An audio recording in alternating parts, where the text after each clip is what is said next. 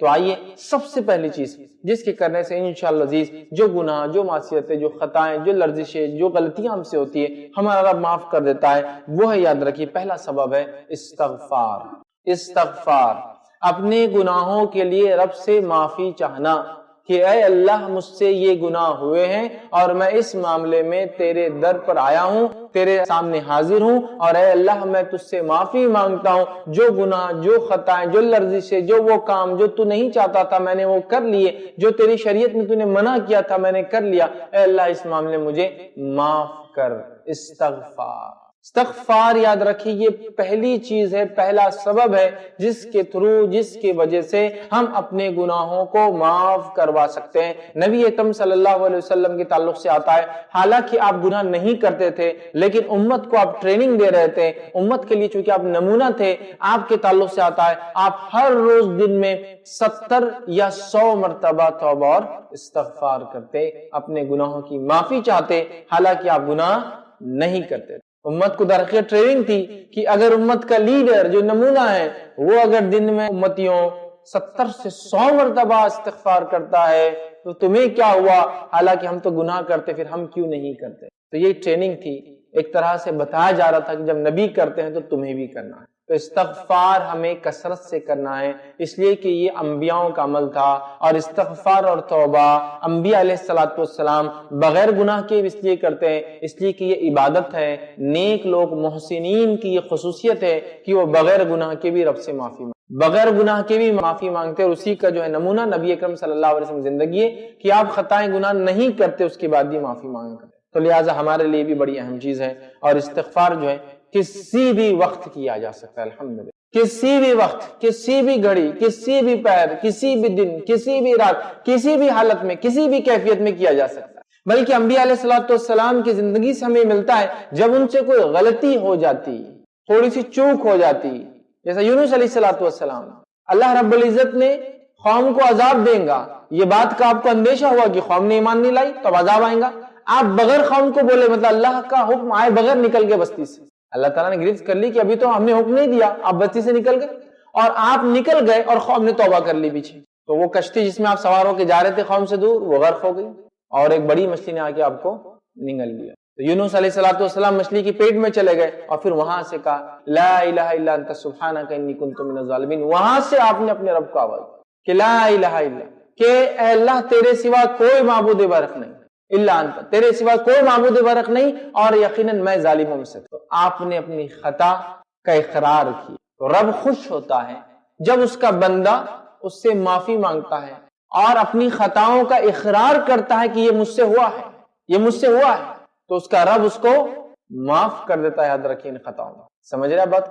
تو یہ بڑی اہم بات تھی، یاد رکھیے، یہ بڑی اہم بات تھی، آپ یاد رکھیں۔ تو استغفار، استغفار، اپنے گناہوں سے معافی مانگنا، یہ بڑی اہم چیز ہے، اس کو ہم کثرت سے کریں، حالانکہ یہ کبھی بھی کیا جا سکتا ہے۔ میں اس کی تفصیلات میں نہیں جاؤں گا، اس لیے کہ میں نے توبہ اور استغفار پہ بتفصیل عنوانات رکھے، لہٰذا کوئی چاہتا ہے تو میرے عنوان دیکھ لے تاکہ ان کے سامنے وہ مکمل تفصیلی بات اور گفتگو آ جائیں۔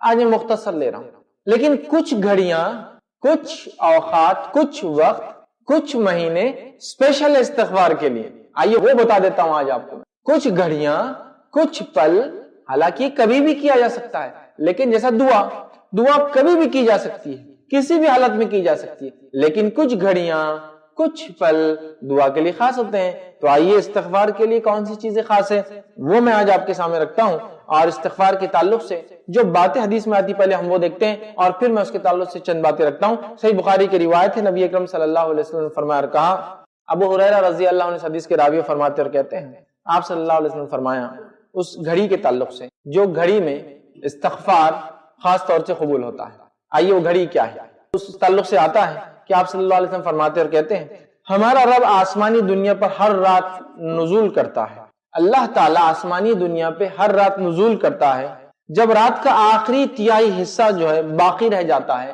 آخری تہائی حصہ مطلب فجر سے پہلے کا حصہ، جس کو ہم عام طور سے سحر کہتے ہیں، جس میں ہم اٹھ کے رمضان وغیرہ میں روزہ رکھتے ہیں، مطلب سحر کرتے ہیں، کھانا کھاتے ہیں۔ تو آپ نے فرمایا ہمارا رب آسمانی دنیا پر ہر رات نزول کرتا ہے جب رات کا آخری تہائی حصہ باقی رہ جاتا ہے، ٹھیک ہے، تو فرماتا ہے کون ہے جو مجھ سے دعا کرے، میں اس کی دعا قبول کروں، کون ہے جو مجھ سے مانگے میں اس کو جو ہے اس کی جھولی بھر دوں، کون ہے جو استغفار کرے یعنی گناہ کی معافی مانگے اور میں اس کو بخش دوں۔ تو گویا یہ کبھی بھی کیا جا سکتا ہے استغفار، لیکن اگر خاص گھڑی آپ کو جاننا استغفار کی، ایسا دعا کبھی بھی کی جا سکتی ہے اس کی خاص گھڑی ہے، تو استغفار کرنے کی خاص گھڑی ہے رات کا آخری حصہ، لاسٹ تھرڈ پارٹ، سمجھ رہا؟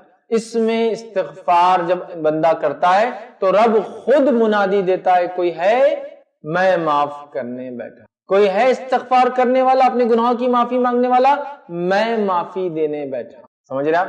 استغفار تو کبھی ہو سکتا ہے لیکن خاص گھڑی ہے، ہر آدمی ہر روز رات کے آخری پہر لاسٹ تھرڈ میں اپنے رب سے معافی مانگ سکتا ہے۔ یہ ٹائم دعا بھی قبول ہوتی ہے، یہ ٹائم اللہ جھولی بھر دیتا ہے، اور یہی ٹائم ہے جب اللہ معافی دیتا ہے ہم لوگ، ٹھیک ہے؟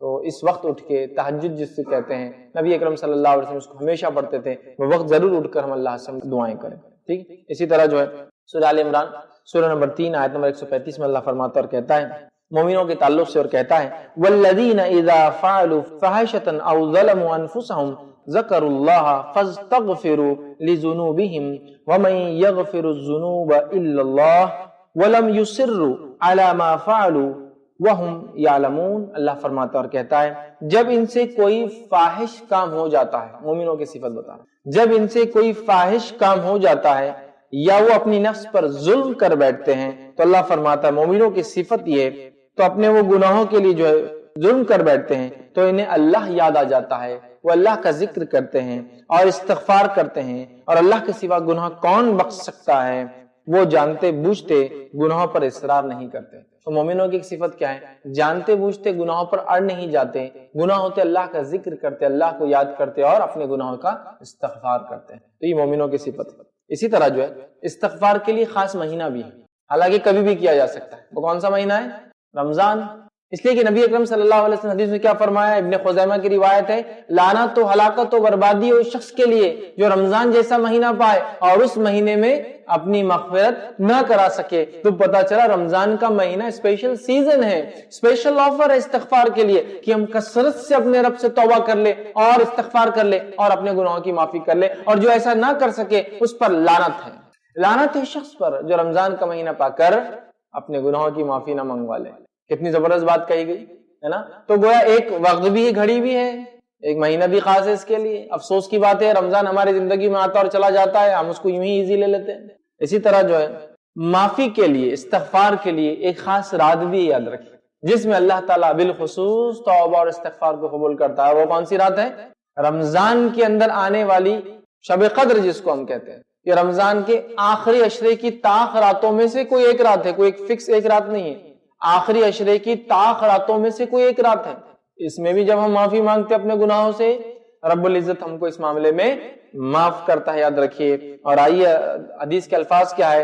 ابن ماجہ کی روایت ہے، مائی عائشہ رضی اللہ عنہا فرماتی اور کہتی ہے کہ نبی اکرم صلی اللہ علیہ وسلم نے جو ہے فرمایا اور کہا کہ اگر مجھے لیلۃ القدر مل جائے، تو حضرت عائشہ نے سوال کیا اگر مجھے لیلۃ القدر مل جائے میں کیا عمل کروں اس کے اندر؟ تو نبی اکرم صلی اللہ علیہ وسلم فرمایا اگر لیلۃ القدر تمہیں مل جاتی ہے تو تم یہ دعا کرو، اللہم انک عفو تحب العفو فاعف عنی، اے اللہ، جس کا معنی اے اللہ بے شک تو بہت معاف کرنے والا ہے، معافی کو پسند کرتا ہے، مجھے معاف کر دے، مجھے معاف کر دے۔ تو گویا استغفار کی خاص رات بھی ہے، خاص مہینہ بھی ہے، دن کی ایک خاص گھڑی بھی ہے، لیکن عمومی طور سے استغفار کبھی بھی کہیں بھی کسی بھی حالت میں کیا جا سکتا ہے، مرد اور عورتوں کے لیے ایک جیسا ہے۔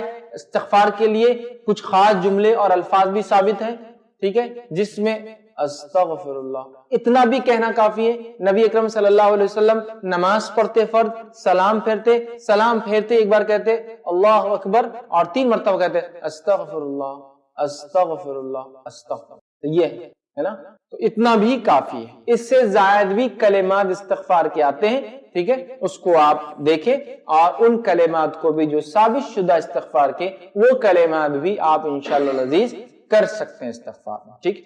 تو پہلا طریقہ اپنے گناہوں کی معافی کا پہلا سبب جو بنے گا انشاءاللہ وہ ہے استغفار، جو کیا ہے اس سے معافی مانگے۔ دوسرا توبہ، اپنے گناہوں کی معافی کے لیے دوسرا سبب جو انشاءاللہ ہم دیکھیں گے وہ ہے توبہ۔ توبہ کیا ہے؟ رجوع کرنا، پلٹنا.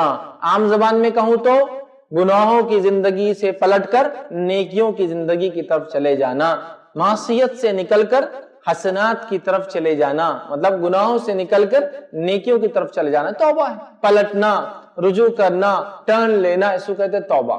مطلب اللہ کی طرف توبہ کرو، مطلب اللہ کی طرف پلٹ جاؤ، اپنے گناہ جو تم نے کیے اس کی معافی مانگو، اپنے زندگی کو چینج کر دو، جو گناہ کی زندگی سے گزر رہے تھے اس کو نیکی کی طرف جو ہے بدل دو. یہ معنی ہے توبہ کا. سمجھ رہا؟ تو توبہ یہ بڑا اہم ذریعہ یاد رکھیے. اور توبہ کے تعلق سے ایک عقیدہ یہ ہے کچھ لوگوں کے نزدیک، کچھ مذاہب میں، کہ ہر انسان گناہگار ہوتا ہے، لہٰذا اس کو ایک قربانی میں یقین کرنا پڑتا ہے جب اس کی توبہ قبول ہوتی ہے، ایسا وہ مانتے ہیں. جبکہ اسلام نے الحمدللہ یہ کہا کوئی انسان گناہگار نہیں ہے، سب اپنے ماں کے پیٹ سے جب پیدا ہوتے ہیں پیور ہوتے ہیں، معصوم ہوتے ہیں.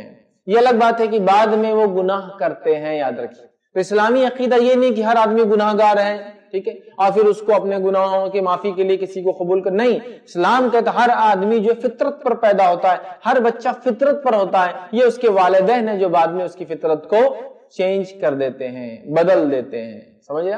ہر آدمی فطرت پر ہوتا ہے اور فطرت میں انسان پاک ہوتا ہے، صاف ہوتا ہے. تو یہ بات بڑی اہم ہے، یاد رکھیے. ٹھیک ہے.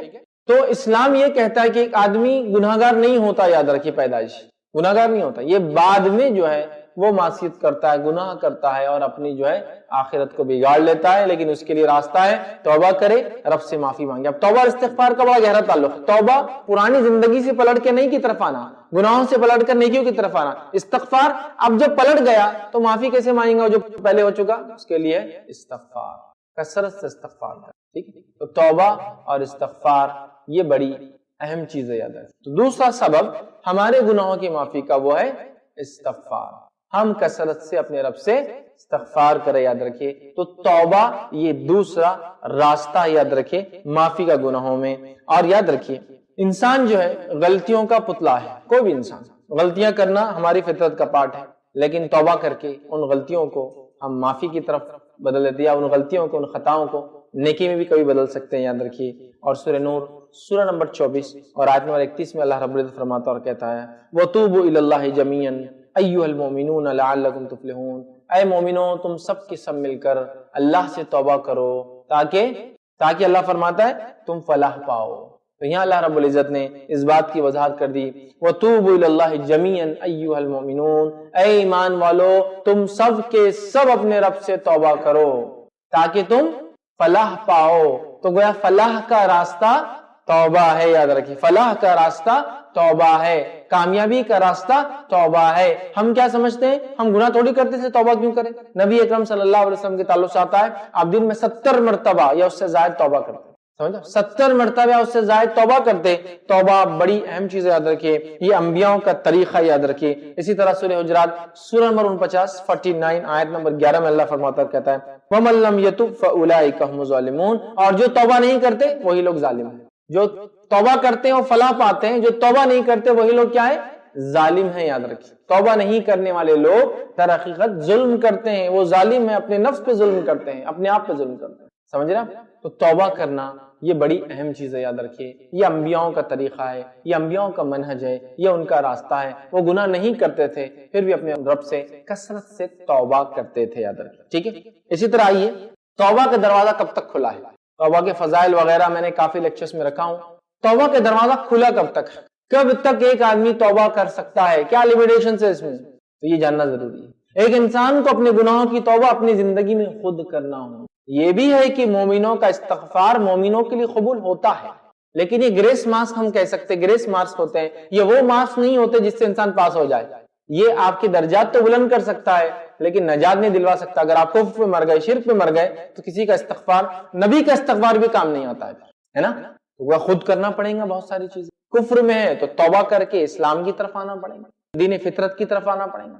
معصیت گناہوں کی زندگی تھی، مسلمان تو ہے، توبہ کرنا پڑے گا ان گناہوں سے. اس کے بعد دیگر لوگوں کی توبہ بھی ہوتی ہے لیکن خود کرنا ہے. تو کب تک دروازہ توبہ کا کھلا ہوتا ہے یہ بات کو ہم جان لیں. اور توبہ کے تعلق سے اللہ رب العزت فرماتا اور کہتا ہے جو کہ سورہ نحل سورہ نمبر 16 آیت نمبر 119 میں اللہ فرماتا اور کہتا ہے ثم ان ربک للذین عملوا السوء بجہالۃ ثم تابوا من بعد ذلك وَأَصْلَحُوا إِنَّ رَبَّكَ مِن بَعْدِهَا لَغَفُورٌ رَحِيمٌ۔ اللہ فرماتا ہے جن لوگوں نے لا علمی کی بنا پر برا کام کر لیا، اللہ فرماتا ہے ثُمَّ إِنَّ رَبَّكَ لِلَّذِينَ عَمِلُوا السُّوءَ بِجَهَالَةٍ، جن لوگوں نے لا علمی میں گناہ اور معصیت کا کام کر لیا، پھر فرماتا ثم تابوا من بعد ذلك، اور اس کے بعد ان لوگوں نے توبہ کر لی اپنے ان گناہوں سے، پھر فرماتا ہے واصلحوا، اور اپنے گناہوں کی اصلاح بھی کر لی، تو یقین آپ کا رب ان کے لیے ان کی توبہ کے بعد بہت معاف کرنے والا اور بہت رحم کرنے والا ہے۔ تو ہم نے گناہ کیا،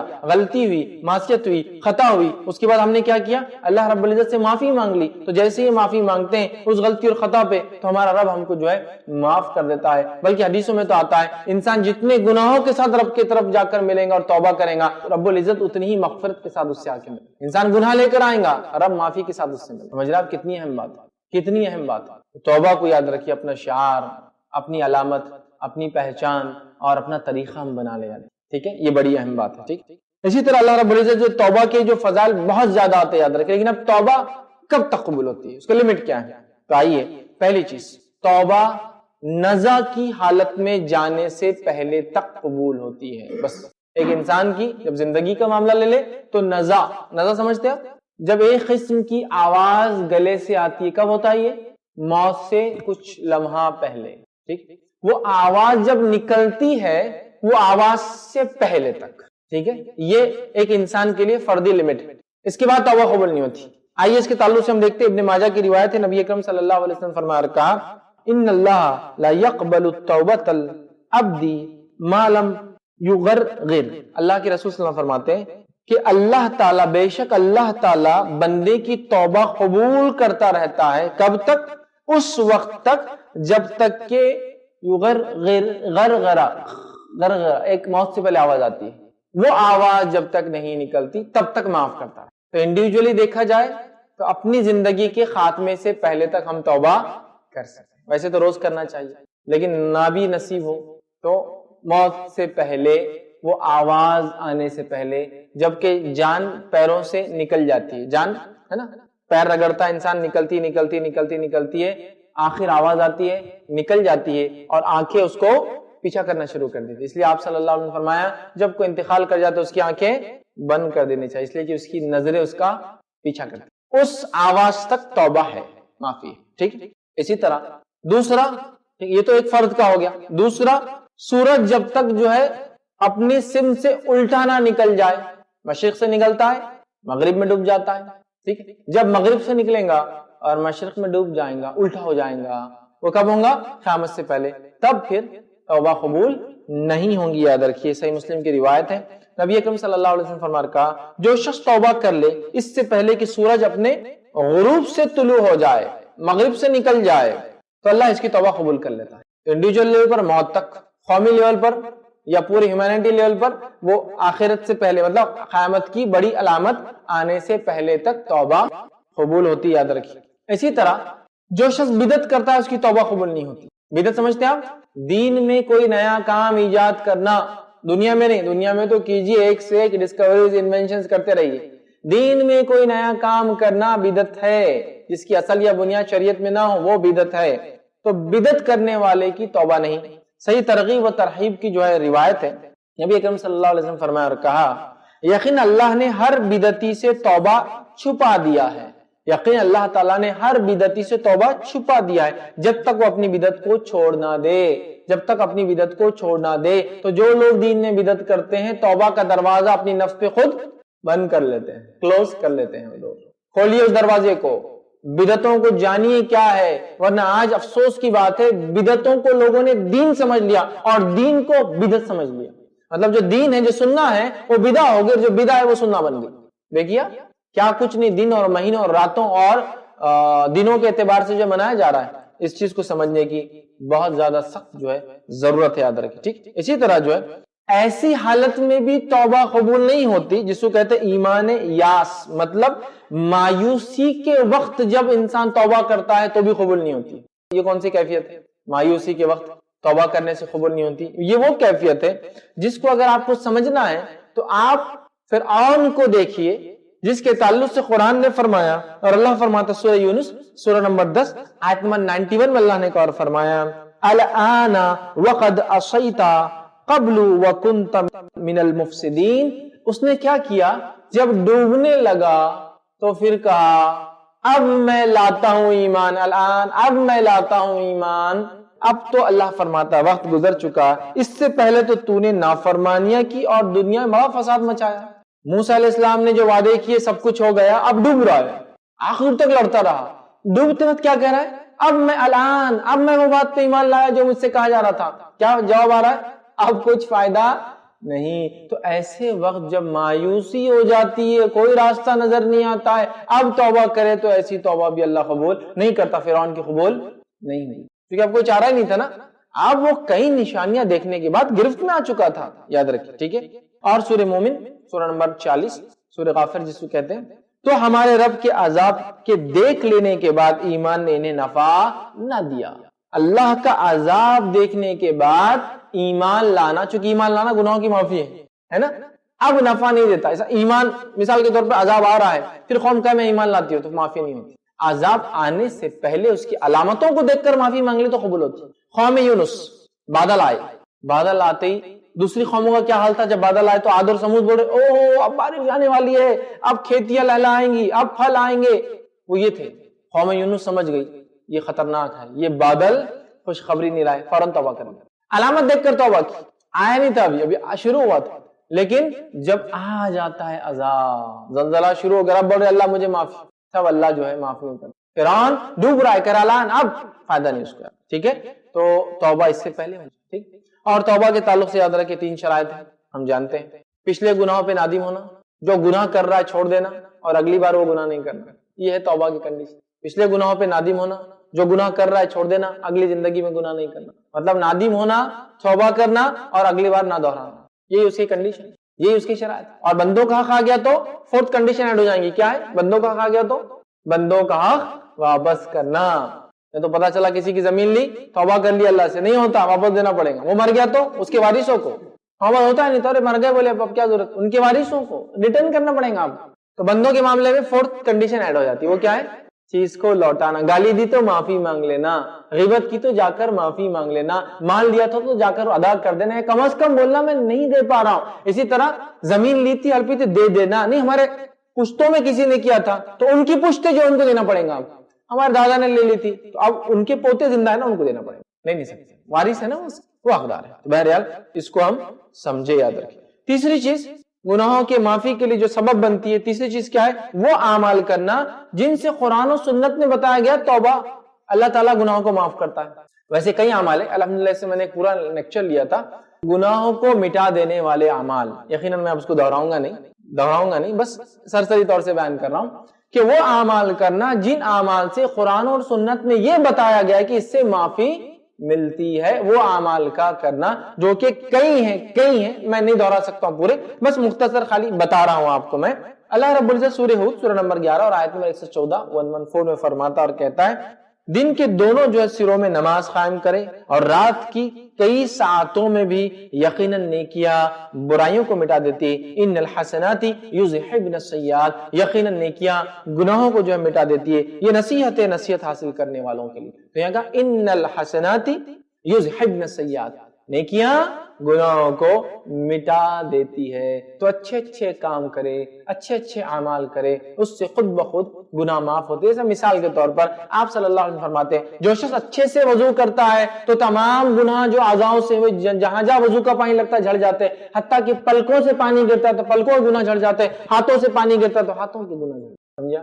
وضو کرنے سے، نماز کو جانے سے، ایک نماز سے دوسری نماز کے بیچ کیے گئے صغیرہ گناہ معاف ہو جاتے ہیں، اور ہر جمعہ سے دوسرے جمعہ اس کے بیچ کیے گئے صغیرہ گناہ معاف ہو جاتے ہیں. سمجھ رہے ہیں؟ تو یہ بڑی اہم بات ہے کہ وہ اعمال کرنا جن اعمال کے تعلق سے قرآن و سنت نے بتایا گیا کہ اس سے گناہ معاف ہوتے ہیں. جیسے مثال کے طور پہ موطا امام مالک کی روایت ہے، نبی اکرم صلی اللہ علیہ وسلم فرمایا کہا کیا میں تمہیں ایسے اعمال نہ بتا دوں جن سے گناہ مٹا دیے جاتے ہیں، اور فرمایا ان کے ذریعے درجات بھی بلند ہوتے ہیں.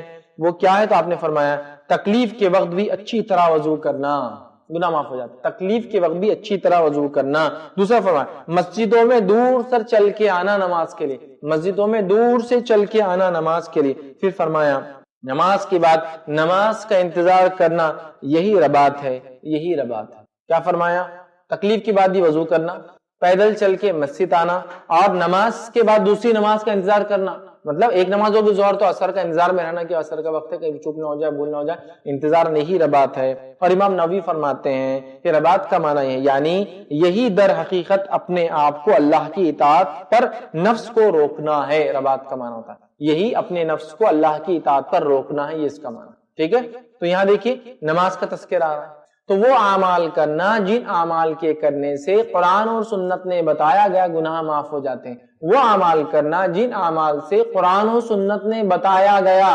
میں کیوں کہہ رہا ہوں، یہاں من مانے چلے ہوئے سب اعمال، یہ کر لیں گے تو اتنا فائدہ، وہ کر لیں گے اتنا فائدہ، ثابت ہونا ضروری ہے۔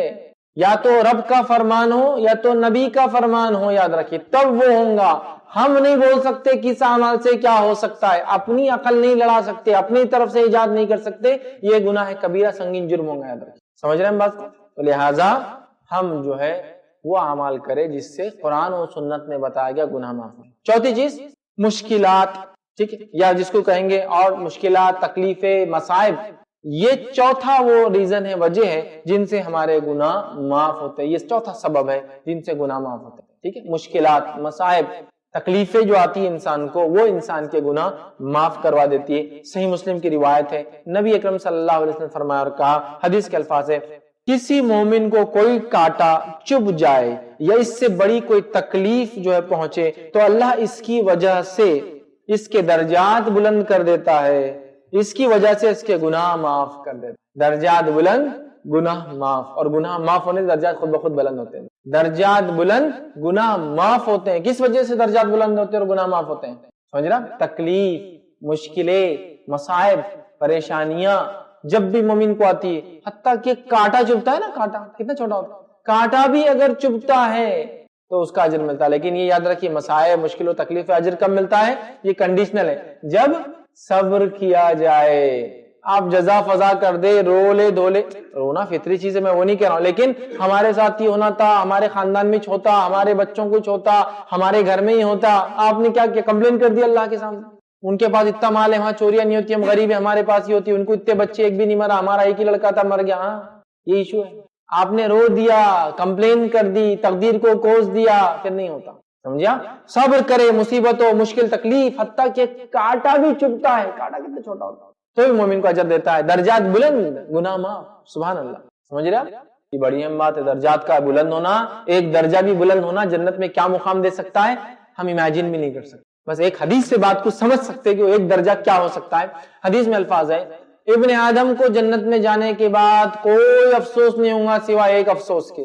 جنت میں بھی ایک افسوس ہے، سبحان اللہ، ایک افسوس ہے۔ ابن آدم کو کوئی افسوس نہیں ہوگا جنت میں جانے کے بعد سوائے ایک افسوس کے، جب جنت میں جا کے جنتیوں کے درجات بلند بلند دیکھیں گا تو کہیں گا ہائے افسوس، دنیا میں وہ وقت جو ضائع کیا تھا، اللہ کا ذکر کر کے آتا تو شاید ایک درجہ بلند ہوتا۔ تو جنتی بھی ایک ہی چیز پر افسوس کریں گے، وہ ہے وقت کے ضائع کرنے۔ اور وہ کیوں کریں گے؟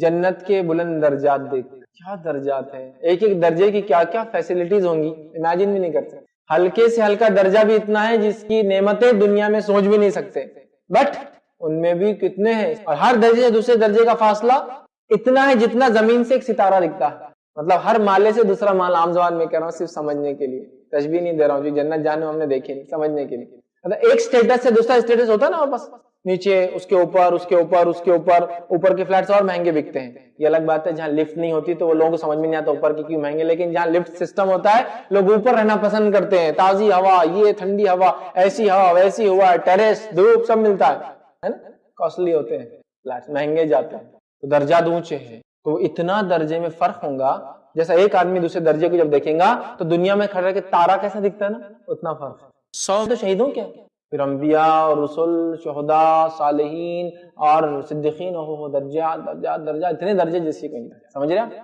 تکلیف، مصیبتیں، پریشانیاں آتی ہیں، صبر کیجیے، اور گناہوں کی معافی کا ذریعہ بنتی ہے۔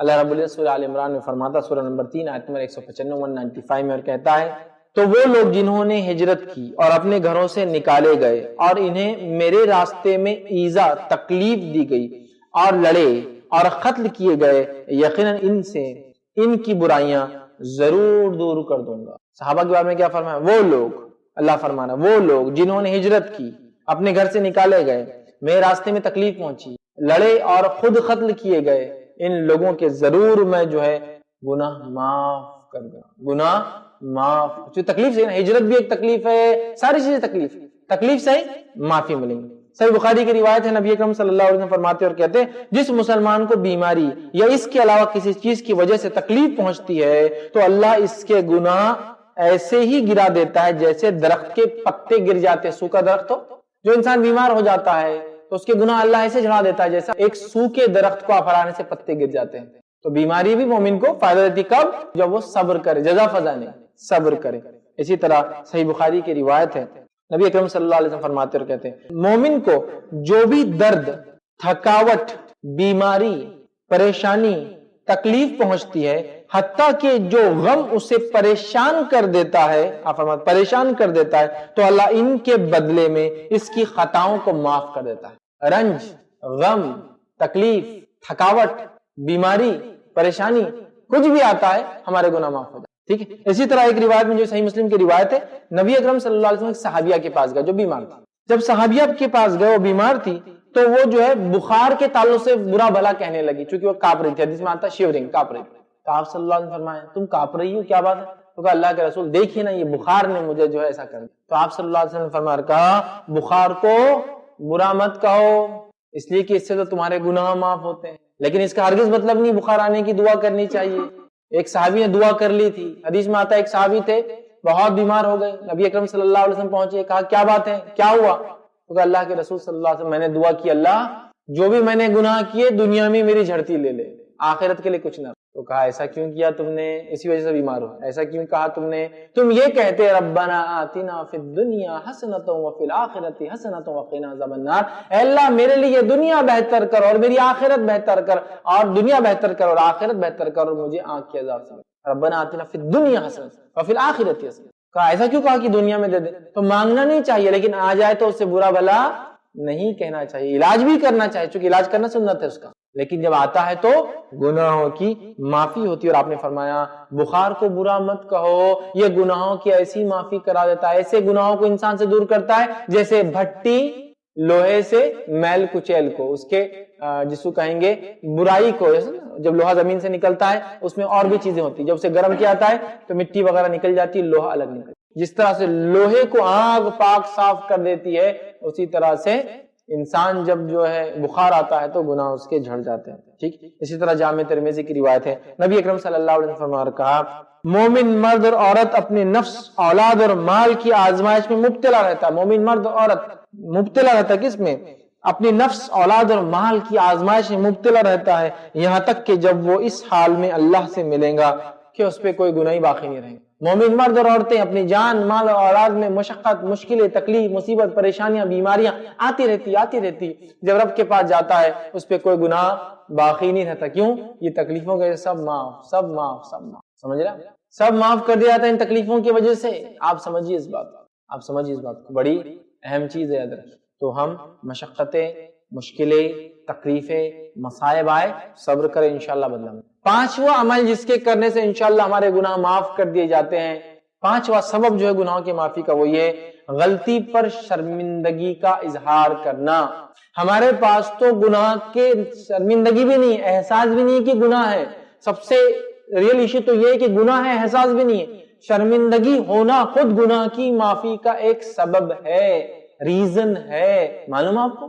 آئیے اس کے لیے ایک واقعہ دیکھتے ہیں، اور واقعہ ہے موسیٰ علیہ السلام کا، اس بات کو سمجھنے کے لیے کہ نادم ہونا کتنا اہم ہے۔ ہم لوگ اکثر نادم نہیں ہوتے بلکہ اور ڈر جاتے ہیں، ہاں کیا کرتے ہیں۔ نادم ہونا کتنا اہم چیز ہے، سنیے سورہ قصص سورہ نمبر 28 آیت نمبر 15۔ اللہ رب العزت فرماتا ہے، کہتا ہے اور موسیٰ علیہ السلام ایسے وقت شہر میں آئے جبکہ شہر کے لوگ غفلت میں تھے، مطلب دوپہر کا وقت، سخت دھوپ ہوتی تھی مصر میں، لوگ گھروں میں رہتے تھے، سوتے آرام کرتے تھے۔ اس وقت شہر میں داخل ہوئے جب لوگ غفلت میں تھے، یہاں دو آدمیوں میں لڑتے ہوئے پایا، دو آدمی لڑ رہے تھے، ایک تو ان کے ساتھیوں میں سے تھا اور ایک ان میں سے تھا جو ان کے دشمنوں میں سے تھا، مطلب ایک بنی اسرائیل سے تھا اور ایک خبتی جو مصری تھے جو قتل کر دیتے تھے بنی اسرائیل کے بچوں کو، دشمن تھے، ایک دشمنوں میں سے تھا۔ ٹھیک، تو موسیٰ علیہ السلام کے رفیق، مطلب وہ جو قومی انسان تھا، وہ جو بنی اسرائیل کا انسان، رفیق نے دشمن کے خلاف ان سے فریاد کی کہ یہ مجھے مار رہا ہے، میری آپ حفاظت کریے. تو موسیٰ نے اسے مکہ مار دیا. موسیٰ علیہ السلام بیچ میں گئے، چھڑانے لگے، لیکن وہ جو خپتی تھا وہ سر چڑھاوا تھا، اور یہ بیچارہ بنی اسرائیلی تو غلام تھا، مار رہا تھا. موسیٰ علیہ السلام نے پش کرنا چاہا اور وہ لگ گیا پنچ، مکہ لگ گیا. تو اللہ نے فرمایا، تو موسیٰ نے جو اسے مکہ مارا جس سے وہ مر گیا، جگہ پہ اس کی ڈیتھ ہے. ایکسیڈنٹل ڈیتھ، ان انٹینشنل ایکسیڈنٹل ڈیتھ، نہ چاہتے ہوئے بھی ہو گیا، مکہ مارا. اور انبیاء علیہ الصلوۃ والسلام یاد رکھیے جسمانی اعتبار سے بہت قوی، مکمل اور طاقتور انسان ہوتے. طاقتور نبی اکرم صلی اللہ علیہ وسلم کو ایک بار دیکھا گیا اتنا شدید بخار، اتنا شدید کہ جتنا 2 آدمیوں کا آتا ہے. تو آپ صلی اللہ علیہ وسلم نے فرمایا مجھے 2 آدمیوں کے برابر بخار آتا ہے. تو کہا اجر اور ثواب؟ تو کہا 2 کے برابر ہی ملتا ہے، 2. اور قیامت کے اعتبار سے ہر آدمی 100 کے برابر ہو جائیں گا. تو اس طرح نبی اکرم صلی اللہ علیہ وسلم کی طاقت 200 آدمیوں کے برابر ہو جاتی ہے. سمجھے آپ؟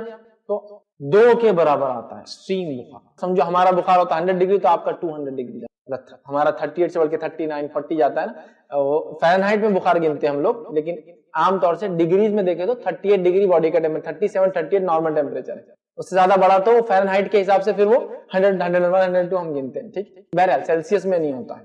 تو آپ کو ڈبل بخار آتا تھا. تو انبیاء بہت پاورفل ہوتے ہیں. نبی اکرم صلی اللہ علیہ وسلم کا ایک مشہور واقعہ جو مکے میں ہوا، رکانہ بن عبد یزید رضی اللہ عنہ جو ابھی ایمان نہیں لائے تھے، ڈیل ڈال میں بہت قوی اور ہیکل تھے، بہت مضبوط، بہت مضبوط، بہت اتنے مضبوط کہ اگر ان کے سامنے کوئی آدمی ہو تو پیچھے دکھتا نہیں تھا وہ کھڑا ہوا ہے، بلکہ اتنے تھے، بڑے تھے. اور عرب ایسے جسامت میں بہت زیادہ تھے. ایک روایت میں آتا ہے کہ عمر ابن خطاب کا بائسپ عام آدمی کے تھائس کے اتنا تھا، بائسپ اتنے بڑے ہوتے. اور عمر جب چلتے تھے تو لگتا تھا گھوڑے بیٹھے، مطلب اتنی ہائٹ زیادہ تھی کہ لگتا تھا کسی ماؤنٹ پہ، کسی چیز پر سوار ہو کے جا رہے ہیں، بہت تھے. تو رکانہ بن عبد العزیز بہت طاقتور، اور عرب کے سب سے مشہور ریسلر، مطلب نمبر 1 ہیوی ویٹ ٹائٹل، کیا بول سکتے ہیں. رکانہ اسلام کی دعوت دی تو کہا اگر تم مجھ سے کشتی لڑ لو اور مجھے ہرا دو تو میں ایمان قبول کروں. تو آپ نے کہا اچھا ایسا ہے، آ جاؤ پھر، آ جاؤ. رکانہ آئے. اب چونکہ یہ اتنے بڑے تھے کہ صحابہ کہتے کہ آپ سے دکھ رہے بھی نہیں تھے پیچھے سے، آپ سے ایک میڈیم تھے، آپ بہت زیادہ ایسے مطلب جس کو کہیں گے بڑے انسان نہیں تھے جسامت کے اعتبار سے، میڈیم خط تھا، میڈیم ہائٹ تھی، میڈیم کلر تھا، ہے نا. بال سیدھے بھی نہیں تھے اور کرلی بھی نہیں تھے، میڈیم تھے، ویوز جیسے تھے، ہر چیز آپ کی ایوریج تھی. آپ ایک ایوریج ہیومن بینگ تھے. رکانہ اسپیشل ہیومن بینگ ہے جسامت کے اعتبار سے، آپ سے دکھ بھی نہیں تھے. اب جیسے پہلا داؤ رکانہ چلنے لگے اس سے پہلے چت ہو گئے. تو ایک منٹ میں رک جاؤ، کچھ تو کوئی غلطی ہوئی، پھر سے کھیلیں گے. مطلب فرسٹ انہوں نے کہا یس، اور آپ سے پہلا داؤ چلا رکانہ نیچے.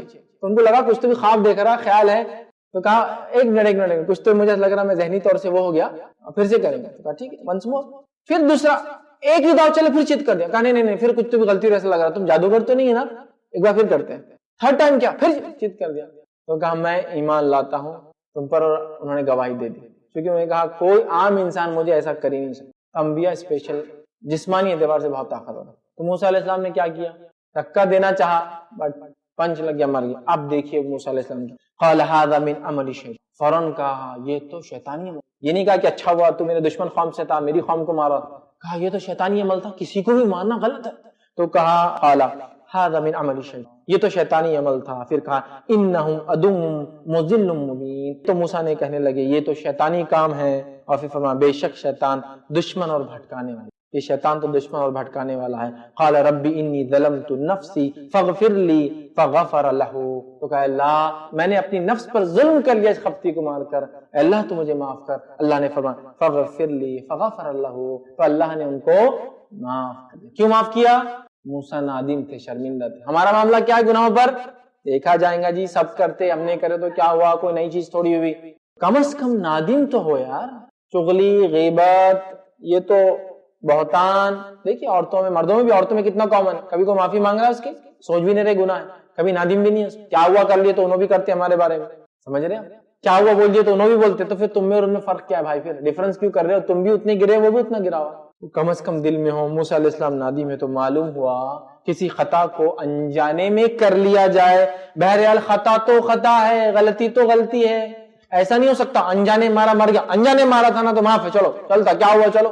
نہیں، انجانے میں مارا بھی تو آدمی کی جان گئی. ہیومن لائف بہت امپورٹنس ہے، لہذا معافی تو ضروری ہے، چاہے انجانے میں کیوں. ایکسیڈنٹ ہوا، آپ کا انٹینشن نہیں تھا، پھر بھی کوئی مر گیا، آپ کو اللہ سے بہت سخت توبہ کرنا پڑیں گی، چونکہ نہ چاہتے ہوئے بھی ایک انسانی جان گئی۔ بہت سے لوگ بولتے بہت تیز چلا رہا تھا میں کیا کروں، آگے بڑھ گیا تو میری گاڑی بڑی تھی مر گیا نیچے آ کے، نہ پھر بھی آپ اللہ سے معافی مانگیں، اللہ ہو سکتا ہے کہ کوئی میری تو خطا نہیں، معافی مانگنا چاہیے، ٹھیک۔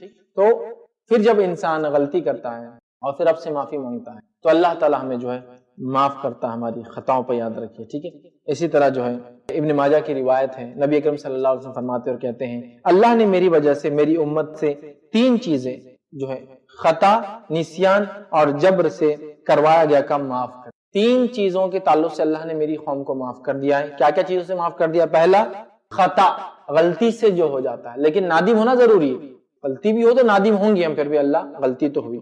نسیان، بھول سے جو چیز ہوتی ہے اللہ ہم کو معاف کر دیتا ہے۔ اور تیسرا فرمایا جبر، زبردستی کوئی کرا لے، گن رکھ دیا آپ کے سر پہ اور کہا یہ کام کرو، ٹھیک ہے، تو وہ اللہ معاف کر، کیوں؟ تو وہ مجبور تھا یاد رکھیں، ٹھیک ہے۔ یہ تھا 5ویں چیز، غلطیوں پہ شرمندہ ہونا۔ 6ٹھی چیز کبائر سے بچنا، کبیرہ گناہوں کے بچنے سے معافی ہو جاتی باقی گناہوں کی، اور اللہ رب العزت فرماتا سورہ نساء سورہ نمبر 4 آیت نمبر 31 میں فرماتا اور کہتا ہے ان تجتنبوا کبائر ما تنحون عنہ نکفر عنکم سیئاتکم وندخلکم مدخلا کریما۔ اللہ فرماتا ہے اگر تم بڑے بڑے گناہوں سے بچتے رہو گے جن کے بارے میں تمہیں بتا دیا گیا ہے تو ہم تمہارے چھوٹے چھوٹے گناہوں کو معاف کر دیں گے اور تمہیں عزت اور بزرگی کی جگہ جنت میں داخل کر دیں گے۔ اگر تم بڑے بڑے گناہوں سے بچتے رہو جنہیں بتا دیا گیا تو ہم چھوٹے گناہ معاف کر دیں گے، تو گویا بڑے گناہوں سے بچنے سے چھوٹے گناہوں کی معافی مل جاتی ہے۔ بڑے گناہ کیا ہوتے ہیں؟ کبائر کسے کہتے ہیں اس میں اختلاف ہے علماء کا، لیکن عمومی طور سے کبائر ان گناہوں کو کہا جاتا ہے جن گناہوں کے تعلق سے یا تو کوئی شرعی حد ہو، جیسا چوری کیا تو ہاتھ کاٹ دو مطلب کبیرہ گناہ ہے، یا تو لعنت کی گئی ہو، حد قائم کی گئی ہو، ٹھیک ہے۔ اسی طرح جو ہے جہنم کی وعید کی گئی ہو، یہ عمل کرنے جہنم میں جائیں گا، سمجھ رہے بات کو۔ اسی طرح توبہ کو لازم قرار دیا گیا ہو، ومن لم یتب، جو غیبت کرے، چغلی کرے، کسی کو نک نیم دے، وہ جب تک توبہ نہ کرے معاف نہیں ہوں گا، ہے نا، تو معافی کا حکم دیا گیا ہو توبہ کا، ایسے اعمال کو گناہ کبیرہ کہتے ہیں۔ لیکن اس میں بھی اختلاف ہے، لیکن جنرلی کہا جاتا ہے جن پہ جہنم کی وعید آئی ہو، جن کے لیے توبہ لازم ہو، جن کے لیے جو ہے سزا کوئی نافذ کی گئی ہو، یہ وہ گناہ ہیں جو کبائر میں گنے جاتے ہیں۔ تو کبائر سے بچنا انشاءاللہ العزیز ہمارے گناہوں کی معافی کا سبب بنتا ہے۔ 7واں عمل گناہوں سے معافی کا سبب 7 کیا ہو سکتا ہے؟ وہ یہ ہے مومنوں کی ہمارے لیے دعا۔ اب ہم نے توبہ استغفار تو کیا، اس کے بعد ساری چیزیں کی، لیکن اس کے بعد بھی اگر کوئی گناہ باقی تھا اور ہم دنیا سے چلے گئے، اب میں سپورٹ کی بات کر رہا ہوں، اب دوسروں کی بات کر رہا ہوں، یہ تو 7 ہم ہی کر سکتے تھے، تو 7ویں چیز 6 ہم ہی کر سکتے۔ 7ویں چیز کیا ہے؟ مومنوں کی دعا، مومنوں کا استغفار مومنوں کے حق میں قبول ہوتا ہے، ٹھیک ہے، قبول ہوتا ہے، ٹھیک ہے۔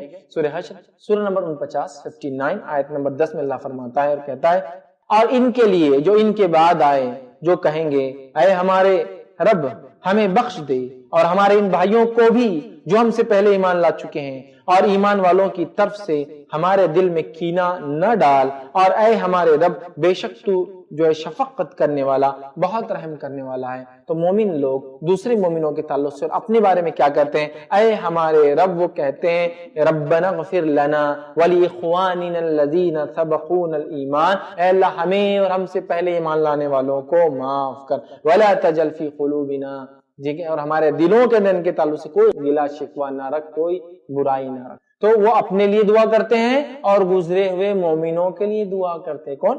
مومن لوگ، ہے نا، سورہ حشر اللہ نے فرمایا۔ اسی طرح ابو داؤد کی روایت ہے، نبی اکرم صلی اللہ علیہ وسلم فرماتے اور کہتے ہیں اگر کوئی مسلم موحد توحید پرست فوت ہو جائے اور اس کی نماز جنازہ 40 ایسے لوگ پڑھ لے جو اللہ کے ساتھ شریک نہیں کرتے تھے، مطلب توحید پرست تھے، توحید پرست کا انتقال ہوا، 40 توحید پرست شامل جو شرک نہیں کرتے تھے، تو اس میت کے حق میں ان کی سفارش قبول کر لی جاتی ہے، ان کے حق میں، اس میت کے حق میں ان کی سفارش قبول کر لی جاتی ہے۔ تو گویا پتا چلا نماز جنازہ سفارش ہے اللہ کے پاس، نماز جنازہ سفارش ہے اللہ کے پاس۔ کیا سفارش ہے؟ اللہ اس کو معاف کر دے اور بخش۔ سمجھ رہے آپ بات؟ ٹھیک ہے، تو نماز جنازہ سفارش ہے جب 40 لوگ نماز جنازہ کس کی پڑھ لیتے ہیں تو اللہ اس سفارش کو قبول کرتا ہے، توحید پرست ہوتا ہے۔ اسی طرح جو مشرکین کے لیے استغفار کرنا جائز نہیں، مومنوں کے لیے آپ کر سکتے ہیں، اللہ میرے والد کو، والدین کو، دادا کو، پردادا کو، ہمارے خاندان والوں کو، مومنوں کو جو زندہ اور مردہ ان کی مغفرت کر، ان کے گناہ معاف کر، اس طرح سے آپ دعا کر سکتے ہیں۔ مرنے کے بعد حدیث میں آتا خبر میں دفنانے کے بعد منکر نکیر سوالات کرنے آتے تو اپنے بھائی کے سوال و جواب میں آسانی کے لیے دعا کرو، آپ صلی اللہ علیہ وسلم خبر میں دفنانے کے بعد دعا کرو۔ تو اس سے پتہ چلا مومنوں کی دعا مومنوں کے حق میں قبول ہوتی ہے، ٹھیک ہے، لیکن مشرکین کے لیے استغفار جائز نہیں ہے، ٹھیک ہے۔ سورہ توبہ سورہ نمبر 9 آیت نمبر 113 میں اللہ نے فرما رکھا ہے نبی کو اور دوسرے مسلمانوں کو جائز نہیں کہ مشرک یا شرک کرنے والوں کے لیے اللہ سے مغفرت کی دعا مانگے، مطلب جو شرک میں مر جائے ان کے لیے بات ہو رہی ہے، جو توبہ کر لے وہ ایک الگ ہے، مر جائے ان کے لیے دعا ایک مومن نہیں مانگ سکتا، اگرچہ وہ رشتہ دار ہی کیوں نہ ہو، چاہے وہ رشتہ دار کیوں نہ ہو، معافی نہیں ہوگی اس امر کے ظاہر ہونے کے بعد کہ وہ جہنمی ہے۔ جب وہ مرے ہی کفر پر اور شرک پر تو پھر ظاہر ہے کہ وہ جہنمی ہے، ان کے لیے دعائے مغفرت قبول نہیں کی جاتی ہے، ٹھیک ہے۔ 8واں پوائنٹ ہمارے گناہوں کی مغفرت کے لیے جو وجہ بن سکتا ہے وہ یہ میت کے لیے کیے گئے اعمال۔ اب یہ تو تھا ایک مر گیا میں، مرنے کے بعد لوگ دعائیں کر رہے ہیں، اب میت کے لیے کیے گئے اعمال بھی میت کو فائدہ دیتے ہیں، مغفرت کا ذریعہ بن سکتے ہیں۔ صحیح مسلم کی روایت ہے، نبی اکرم صلی اللہ علیہ وسلم فرمان کہا جب انسان مر جاتا ہے تو اس کے اعمال اس سے منقطع ہو جاتے ہیں، کٹ کر دیے جاتے ہیں، ختم کر دیے جاتے ہیں، مگر 3 چیزیں ایسی ہیں کہ موت کے بعد بھی انسان کو فائدہ پہنچتا ہے۔ پہلا صدقہ جاریہ، دوسرا نفع بخش علم، اور تیسرا وہ اولاد، نیک اولاد جو اس کے لیے دعا کرے۔ 3 چیزوں کا معاملہ چلتا رہتا ہے مرنے کے بعد بھی۔ کیا چلتا رہتا ہے کہ صدقہ جاریہ، جو کوئی کام کر کے گیا جو ایسا جس سے ہیومینٹی یا کوئی بھی فائدہ اٹھا رہے ہیں اس کا اجر ملتے رہتا ہے، دوسرا ایسا علم جس سے لوگ نفع اٹھا وہ بھی ملتا رہتا ہے، تیسرا نیک اولاد جو اس کے لیے دعا کرے۔ تو پتہ چلا بعد میں کار خیر جو کر کے گیا اس کا اجر ملتا ہے، تو اگر زندہ لوگ مردہ کے نام سے بھی کوئی کار خیر کرے تو بھی اجر ملے گا۔ حدیث میں آتا ہے ایک شخص آ کر اللہ کے رسول صلی اللہ علیہ وسلم میری والد کا ایک روایت میں والدہ کا انتقال ہوا ہے، کیا کروں؟ تو کہا کنواں کھدوا دو، چونکہ عرب میں پانی کی سخت ضرورت ہوتی ہے، کیا ثواب ملے؟ کہاں؟ کسی نے ایک سوال کیا اللہ کے رسول میرے والدہ کا انتقال ہوا ہے تو اب میں کیا کروں؟ تو کہا تیرے والدہ زندہ ہوتے تو کیا کرتے؟ تو کہا صدقہ کرتے، تو کہا تو پورا کر دے، اس کا اجر انہیں ملے گا، ہے نا۔ اسی طرح آتا ہے کوئی میت نے اگر نظر کے روزے مانگے ہیں تو کوئی چاہے تو اس کے نظر کے روزے رکھ سکتا ہے، اس کا اجر انہیں مل جائے گا۔ تو کچھ ایسی عبادتیں ہیں جو مل جاتی ہے۔ اسی طرح عمرے اور حج کا اگر ارادہ ہو میت کا یا نہ بھی ہو تو انسان کا خواہش تو ہوتی ہے ہمیشہ دل میں، تو اگر کوئی اس کے وارث کر دے یا کوئی بھی مسلمان اس کے بدلے میں حج عمرہ کر دے اس کا بھی اجر انشاءاللہ اس کو ملے گا۔ لیکن ہر بدنی عبادت ٹرانسفریبل نہیں، یہ بات واضح ہونا ہے۔ بدنی عبادتوں میں جو میت کو ملتی ہے ٹرانسفر ہوتی ہے وہ وہی ملیں گی جو بتائی گئی ہے، اس کے علاوہ نہیں، ٹھیک ہے۔ تو لہٰذا آپ استغفار کیجئے، توبہ کیجئے، خرچ کیجئے، کچھ بھی خرچ پانی کے طور پہ، کوئی چیز بنانے کی شکل میں، کوئی لائبریری، کتاب گھر، اسکول، کالج، اسپتال، ہاسپٹل، مسجد، مدرسہ، یتیم کی کفالت، بیوہوں کے لیے کوئی مدد، غریبوں کو اناج دینا، اینی تھنگ کچھ بھی ہو سکتا ہے، انشاءاللہ اس کا اجر اگر اس کے پیسوں سے کرے تو پھر تو اس کا ہی اجر ہے وہ، اور اس کے علاوہ کرے تو اس کا بھی انشاءاللہ اگر وارثین کریں گے یا دوسرے مسلمان تو انشاءاللہ ان کو اس کا اجر ضرور بھی ضرور انشاءاللہ ملیں گا۔ سورہ نجم سورہ نمبر 53 53 آیت نمبر جو ہے 38 39 اور 40 میں اللہ فرماتا ہے، 38 to 40 میں اللہ فرماتا ہے کوئی شخص کسی کا بوجھ نہیں اٹھائے گا، اور یہ کہ ہر انسان کے لیے وہی ہے جس کی اس نے کوشش کی، اور یہ کہ بے شک اس کی کوشش عنقریب دیکھی جائے گی۔ تو ملے گا تو وہی جو انسان نے کوشش کی ہے، لیکن کچھ ایسی چیزیں ہیں جو نبی نے بتا دی ایکسپشنل ہے، وہ بھی مل سکتی ہے، جس میں کون سی بدنی عبادت اور کون سی مالی عبادت کرنے سے، مالی خرچ کرنے سے، بدنی عبادت کرنے سے ملے گا، وہ بتا دیا گیا ہے۔ اور ایصال ثواب، کیا کیا ایصال ہو سکتا ہے میت کو، اس کی تفصیلات دیکھنا تو میرا ایک تفصیلی عنوان ہے، ایصال ثواب حقیقت اور بدعت، اس کو آپ ضرور دیکھیں تو اس میں پتہ چلے۔ 9th پوائنٹ، 9واں سبب جس کی وجہ سے انشاءاللہ ہمارے گناہ معاف ہو سکتے ہیں وہ ہے شفاعت النبی، نبی اکرم صلی اللہ علیہ وسلم کی شفاعت۔ تو 6 تو زندگی کے میں نے رکھے، 7واں کوئی دوسرا کرے، 8واں کوئی ہمارے لیے خرچ کرے، عمل کرے مرنے کے بعد، مطلب مر گیا اس کے بعد 2، اب یہ 9واں پہنچنے کے بعد، مطلب دوبارہ اٹھا جا رہے قیامت میں، تو شفاعت النبی، نبی اکرم صلی اللہ علیہ وسلم کی شفاعت بھی ہمارے حق میں انشاءاللہ قبول ہوں گی۔ اور نبی اکرم صلی اللہ علیہ وسلم کس کی شفاعت کریں گے؟ جو ان کے طریقے پر چل کر آیا، ان کے طریقے کی مخالفت کر کے آنے والے کیا نبی شفاعت کریں گے؟ ہرگز نہیں۔ اور نبی شفاعت کیوں کریں گے؟ چونکہ ان کا رب انہیں اس کا حکم دے گا۔ ایسا کیوں کریں گا اللہ؟ یہ اللہ اعزاز دے گا انسانیت کو بتانے کے لیے کہ یہ میرے سب سے محبوب ترین تھے، اس لیے میں ان سے شفاعت، اس کو شفاعت کبریٰ کہتے ہیں، سب سے بڑی شفاعت جو نبی اکرم صلی اللہ علیہ وسلم سے ہی شروع ہوں گی اور آپ ہی کریں۔ اور آپ سے ہی میزان قائم ہو اور آپ سے ہی جنت کا دروازہ کھلا۔ شفاعت، سفارش نبی کی عادت، صحیح مسلم کی روایت ہے، آپ صلی اللہ علیہ وسلم فرمان کا ہر نبی کی ایک دعا مستجاب ہوتی ہے، اور ہر نبی نے وہ دعا دنیا میں کر لی، ہر نبی کی ایک دعا اللہ سنتا ہی ہے، اور ہر نبی نے وہ دعا دنیا میں مانگ لی ہے، اور میں نے اپنی دعا کو قیامت کے لیے اپنی امت کی سفارش کے لیے چھپا کر رکھا ہے، تو یہ سفارش اس کے حق میں قبول ہونے والی ہے جس نے اللہ کے ساتھ شرک نہیں کیا ہوگا۔ تو ہر نبی کو ایک دعا ملی تھی، اس نے دنیا میں یوز کر لیا، میں نے ایک دعا آخرت میں چھپا کر رکھی ہے جو میں نے اپنے لیے نہیں اپنی امت کے لیے رکھی ہے، تو وہ دعا میری سفارش کی ہر امتی کے لیے قبول ہوں گی، بس اس نے شرک نہیں کر کے آیا ہوں گا۔ تو مشرک کے لیے نبی کی دعا کچھ بھی کام نہیں آئیں گی، اور اللہ رحم کرے ہم شرک دولت سے کرے جا رہے ہیں اور کہہ رہے نبی ہمیں سفارش کر دیں گے، کہاں سے کریں گے؟ مشرک ہونے کے، مشرک کے حق میں نہیں، کس کی ہوں گی وہ بھی اللہ بتائیں گے۔ حدیث میں واضح الفاظ ہے، صحیح مسلم کی روایت ہے، بہت لمبی روایت ہے، اس کا ایک چھوٹا سا حصہ میں بتا رہا ہوں آپ کو۔ نبی اکرم صلی اللہ علیہ وسلم حاضر ہوں گے، اللہ تعالیٰ بہت غضب میں ہوں گا اس دن، اتنا کہ اس سے پہلے کبھی نہ ہونا، اس کے بعد ہوگا۔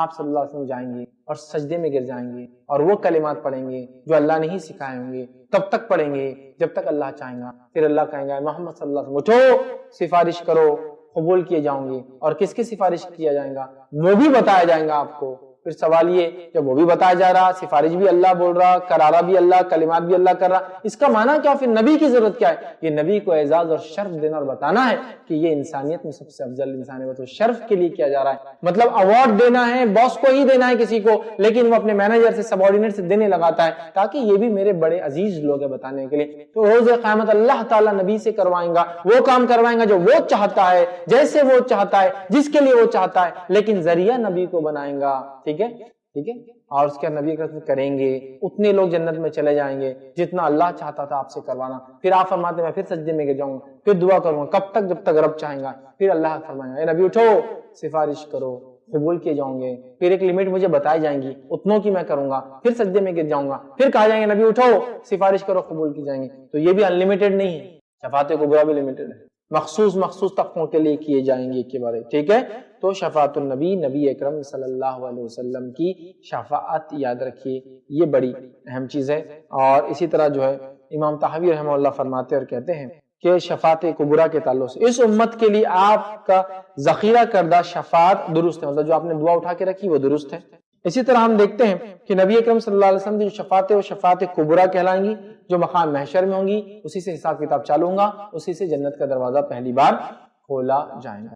10واں نقطہ، 10واں پوائنٹ، وہ عمل 10واں جس کے کرنے سے گناہوں کی معافی ہوتی ہے ہمارے، وہ عمل یہ ہے، سبب جو بنتا ہے معافی کا، وہ ہے رحمت الہی، اللہ کا رحم۔ 6 زندگی کی ہو گئی، 2 موت کے بعد کی ہو گئی، ایک نبی اکرم صلی اللہ علیہ وسلم کی ہوگی، ایک اللہ تعالیٰ کی طرف سے، آخرت میں رحمت الہی۔ اس کے تعلق سے بخاری کی روایت ہے، نبی اکرم صلی اللہ علیہ وسلم فرما کہا کسی شخص کو اس کے عمل نجات نہیں دے سکتا، کسی شخص کو اس کا عمل نجات نہیں دے سکتا۔ تو صحابہ رضی اللہ عنہ نے پوچھا اللہ کے رسول صلی اللہ علیہ وسلم کیا آپ کا بھی عمل آپ کو نجات نہیں دے سکتا؟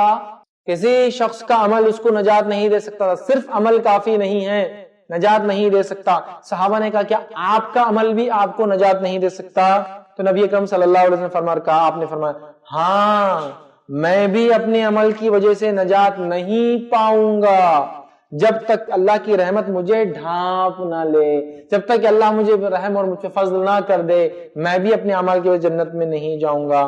اپنے عمل میں درستگی اختیار کرو، اپنے عمل میں درستگی اختیار کرو، اس لیے کہ درستگی اختیار کروں گے تو اللہ کی رحمت بھی وہاں ملیں گی۔ یہ تو پتا چلا اب جب آخرت کا چاہتے ہو آپ عمل کیوں کرنا؟ نہیں، جب ٹوٹے پوٹے جیسے عمل کرتے ہو کرتے رہو، اس میں درستگی اختیار کرو تو انشاءاللہ اللہ پھر قبول کریں گا اس کو، ورنہ عمل ہی چھوڑ دیا تو پھر نہیں۔ تو آپ نے فرمایا تو اپنے عمل میں درستگی اختیار کرو اور حتی الامکان درستگی کے قریب رہو، اور صبح اور شام اور کسی قدر رات کی عبادت کرو، اور اعمال میں معنی روی اختیار کرو، اور اپنے مقصد کو تو انشاءاللہ تم پا لو گے، تو اپنے مقصد کو پا لو گے۔ عبادت کرتے رہو، صبح شام کرو، معنی روی کے ساتھ کرو، اچھے سے کرو، اس میں پختگی لاؤ، اس کی اصلاح کرو، اس کی خرابیوں کو نکالو، تو انشاءاللہ پھر وہ عمل اور پھر اللہ کی رحمت جب ڈھانپ لیں گی تو ہی مغفرت ہوں گی۔ تو کوئی بھی شخص صرف اپنے اعمال کی وجہ سے جنت میں نہیں جائے گا، اعمال اس نے اچھے کیے اور پھر اللہ کے رحم نے اس کو ڈھانپ لیا تو انشاءاللہ العزیز ایسا شخص جو ہے جنت میں جائے، سمجھ رہا؟ اور جنت میں جانے والے مومنوں کی 3 گروہ ہوں گے، 3 طبقے ہوں گے۔ پہلا اللہ رب العزت سورہ فاتر سورہ نمبر 35 آیت نمبر 32 میں وہ تینوں طبقے بیان کیے۔ وہ پہلا کیا ہے؟ فَمِنْهُمْ ظَالِمٌ لِنَفْسِهِ، ان میں سے کچھ ہوں گے جو نفس پہ ظلم کر کے آئے ہوں گے۔ وَمِنْهُمْ مُقْتَصِدٌ، اور وہ ہوں گے جو مقتصد اوسط درجے کے عمل کر کے آئیں گے، اور کچھ ایسے ہوں گے وَمِنْهُمْ سَابِقٌ بِالْخَيْرَاتِ بِإِذْنِ اللَّهِ، اور کچھ وہ ہوں گے جو نیکی میں اضافہ آگے کر کے۔ 3 طبقے ہوں گے، ٹھیک ہے، اور تینوں کے حق میں اللہ انشاءاللہ رحم کرے۔ پہلا، جس نے نفس پہ ظلم کیا ہوگا اللہ ان کو سزا دیں گے اور جنت میں ڈالیں گے۔ تو سزا دینا بھی ایک اللہ کا رحم ہے۔ اگر اللہ کہتا گناہ کر کے آؤ اور ہمیشہ جہنم میں جاؤ تو کیا کرتے؟ لیکن مشرک